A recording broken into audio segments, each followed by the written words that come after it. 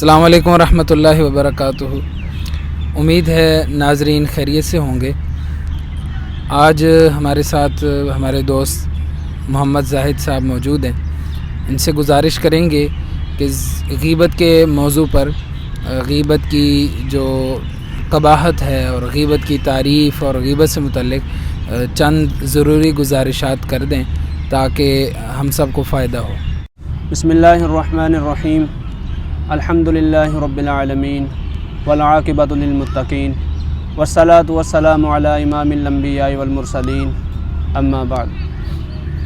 قال اللہ تعالی فی القرآن المجید والفرقان الحمید ولا یغتب بعضکم بعضا ایحب احدکم ان یأکل لحم اخیہ میتا فکرہتموہ، وقال النبی صلی اللہ علیہ وسلم الغیبۃ اشد من الزنا او کما قال علیہ الصلاۃ والسلام۔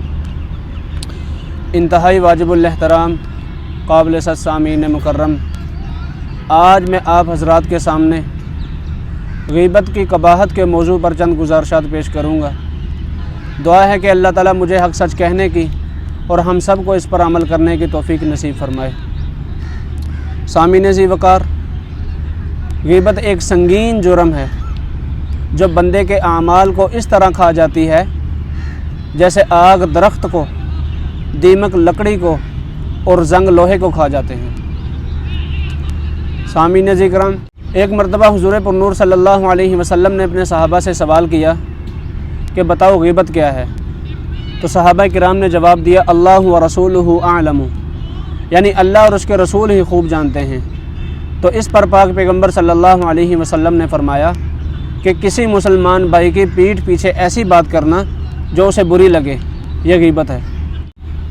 ایک صحابی اٹھے، انہوں نے حضور اکرم صلی اللہ علیہ وسلم سے سوال کیا، اے اللہ کے رسول، جو بات ہم اس کی پیٹھ پیچھے کر رہے ہیں اگر یہ بات واقعی اس کے اندر موجود ہو تو پھر؟ تو پیغمبر صلی اللہ علیہ وسلم نے فرمایا یہی تو غیبت ہے۔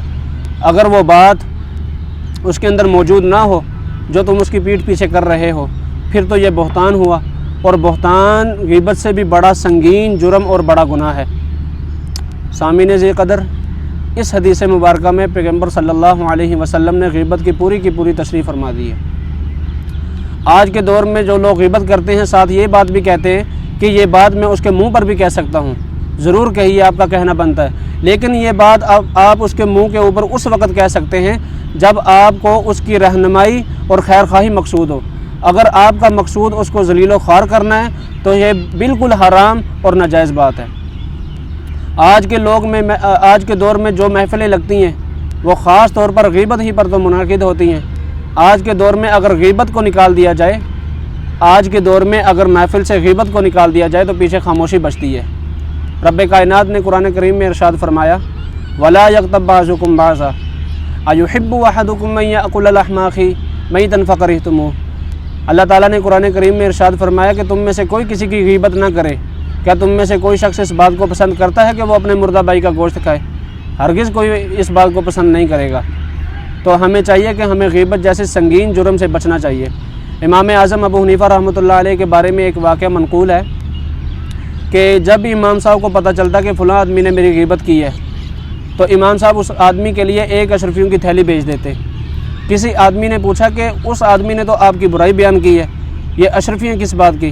تو امام صاحب فرماتے ہیں کہ یہ احسان کا بدلہ ہے، اس آدمی نے میری غیبت کر کے اپنی نیکیاں میرے پلڑے میں ڈال دی ہیں، اس سے بڑا احسان اور کیا ہو سکتا ہے؟ سامعین ذی قدر، محسن انسانیت پیغمبر صلی اللہ علیہ وسلم نے ہمیں اس غیبت کا علاج بھی بتلا دیا۔ اگر ہم آج اس نسخے پر عمل کر لیں تو اس غیبت جیسی سنگین بیماری سے ہم چھٹکارا حاصل کر سکتے ہیں۔ اللہ کے رسول سید دو عالم صلی اللہ علیہ وسلم نے فرمایا من صمت نجا، جس شخص نے خاموشی اختیار کی وہ نجات پا گیا۔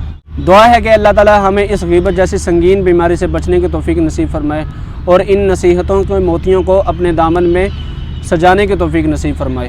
وآخر دعوانا الحمد للہ رب العالمین۔